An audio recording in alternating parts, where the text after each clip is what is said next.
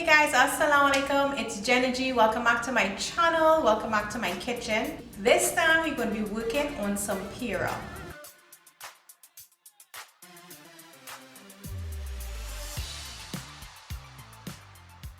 If you have not checked out my previous video on ladoo, you guys need to check that out. Making pira is actually almost exactly the same as we made the ladoo, except we're using rice flour instead of split peas powder. Now these are all the ingredients that we will need for this pira video. Full measurements can be found on my website. Just sit down to the bottom of the screen there. So like I would have mentioned in my ladoo video, these Indian sweets are not my strong points, so it involved a lot of trial and error. Nevertheless, it eventually came out fantastic. So the first thing you're going to start off by doing is combining your rice flour with your milk powder and your spice. Now that rice flour, I know you guys were probably wondering where I got it. So I picked up mine at one of the little Indian stores in Arangways. Now I never really looked out for it in the supermarkets because I just know that I figured that, you know, those little Indian stores that they have a lot of those stuff in, you probably will definitely find it there. So I just went straight there to get mine. So you're combining that flour with the milk powder and the spice, and then you're going to add some water to it. Knead that into a smooth dough ball, and then all you're going to be doing is rolling it out, cutting it into strips, and then cutting it into very small pieces. While we're doing this, you want to put your oil to heat up. So in this step, you just want to make sure that those pieces are cut very small, because the next step would involve frying them. So once you have all your pieces cut into those small pieces, you're going to lightly fry them.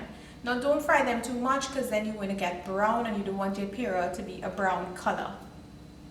So once they're all fried, you're just going to remove them and set them aside. Next step would be to add them to a food processor and process until they have very, very fine crumbs. Now this step, ideally, if you do have one of those mills, that would be the better one to use, because the food processor, well, it does not really process it into such fine crumbs. So the point of this step is to make sure that you get very, very dust-like, powder-like sort of mixture.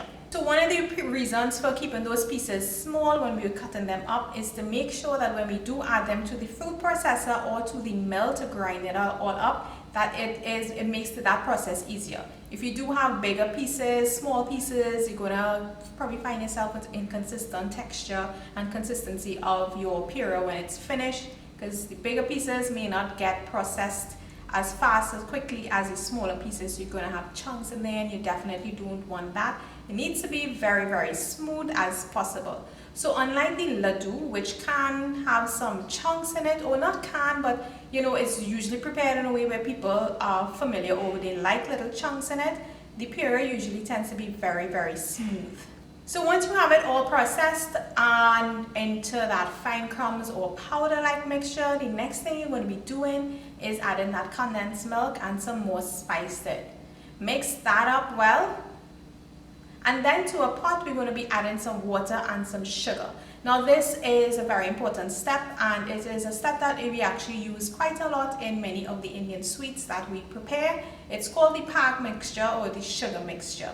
So you're going to bring this to a boil. You want that sugar mixture to thicken up a little bit, and then you're going to be adding that mixture into the pan.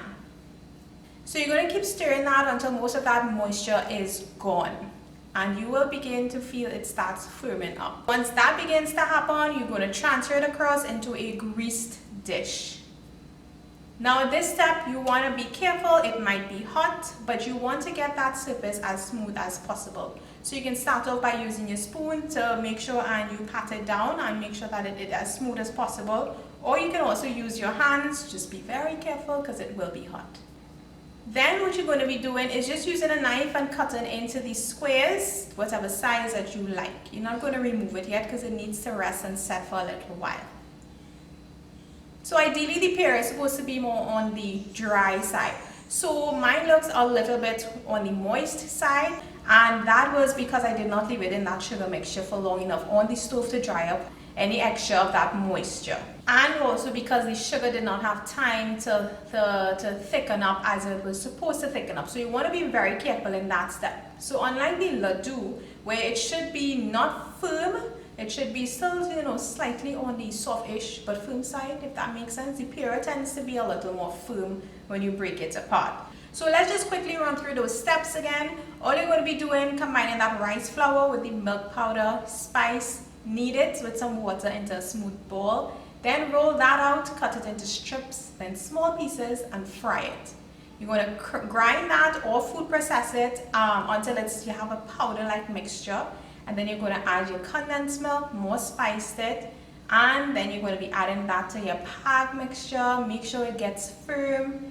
And then you're going to lay it out into a tray and let that set. And that is it for your pira. Another Indian sweet recipe for you guys. From my end of it, not being a pro at this and not even being somebody who is very much familiar with it, definitely not my strong point or my strong area, but yet again, I hope that this video is helpful for those of you who are not too familiar with how to go about making pira. As always, thanks so much for watching. I will see you guys in my next video.